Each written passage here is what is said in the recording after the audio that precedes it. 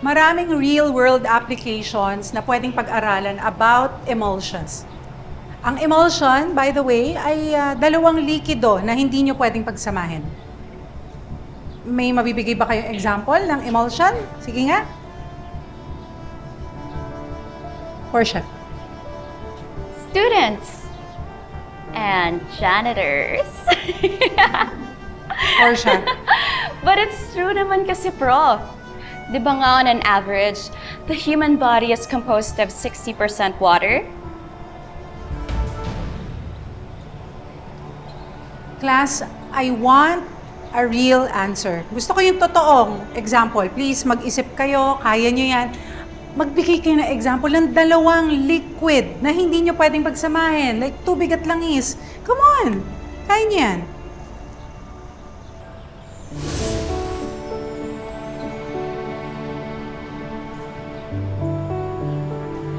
Gutom ka na? Saglit na lang to.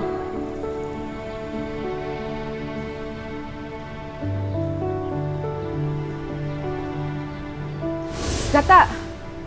Dahil may coconut oil at tubig.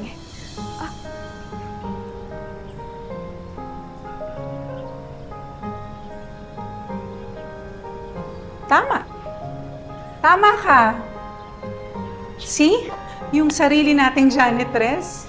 Nakapagbigay na example, kayo pa kaya. Come on, guys. Bida-bida, umanda ka sa akin.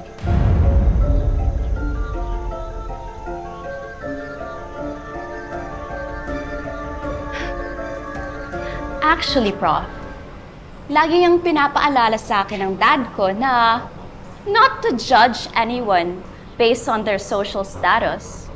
Siya nga galing din sa hirap. But, look at him now. Doc Franco Terra, advocate of herbal medicine and natural healing. Patay pala niya si Doc Franco. Pag sinearch mo online, ang dami mong mababasa tungkol dyan kay Doc Franco Terra. Dati, galing daw siya sa hirap, tapos tingnan mo, bilyonaryo na ngayon, no? Advocacy. Pero ikinayaman ng pamilya nyo. Alright, so that's it for today, okay? Pero yung independent activity ninyo, ha? Gawin ninyo. Research on emulsion, please. Alright? Sige. Dismissed.